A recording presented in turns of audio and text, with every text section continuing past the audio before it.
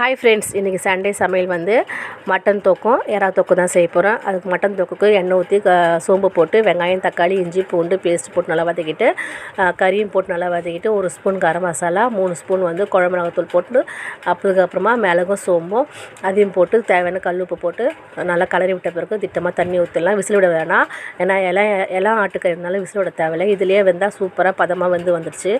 இப்போ வந்து நம்ம எறா தொக்குக்கு வந்து எறா க்ளீன் பண்ணிட்டு வந்துடலாம். எறா வந்து சூப்பராக இருந்துச்சு. இந்த மாதிரி எறாவில் பிரியாணி செஞ்சால் சூப்பராக இருக்கும். நீச்சல் ஸ்மெல் வராது, டேஸ்ட் நல்லாயிருக்கும். நல்லா பெருசாகவும் இருக்கிறதுனால ஃப்ரெஷ்ஷாக இருக்கிறதுனால இந்த மாதிரி எறாவில் தான் பிரியாணி செய்யணும், சூப்பராக இருக்கும். நான் ஃபஸ்ட்டே வாங்கிட்டு வந்தானே பிரியாணி செஞ்சிட்ருப்பேன். நான் சாதமாக வடிச்சிட்டு மிளகாய் சாம்பாரை வச்சதுக்கப்புறம் தான் எறா வாங்கிட்டு வந்தார்.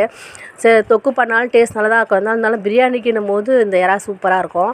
அப்புறம் இந்த எறா நல்லா எல்லா எறாவும் க்ளீன் பண்ணிவிட்டு கல் உப்பு மஞ்சள் போட்டு நல்லா உராசனம் இல்லை, ஏன்னா 1-2 அழுக்கு இருந்தால் கூட வந்துடும்.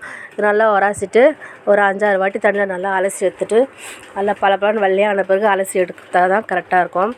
இப்போ வந்து எறா தொக்குக்கு வந்து எண்ணெய் ஊற்றி கடுகு போட்டு வெங்காயம் தக்காளி இஞ்சி பூண்டு பேஸ்ட் போட்டு நல்லா வதக்கிட்டு நம்ம கழுவி வச்சுருந்தா எறாவையும் போட்டு நல்லா கலந்து விட்டுருவோம். அதுக்கப்புறமா குழம்பு மிளகாத்தூள் வந்து ஒரு 3 ஸ்பூன் குழம்பு மிளகாத்தூள் போட்டுட்டு தண்ணி நல்லா பிரிஞ்சு வந்த பிறகு குழம்பு மிளகாத்தூள் போட்டு திட்டமாக தண்ணி ஊற்றிடுவோம்.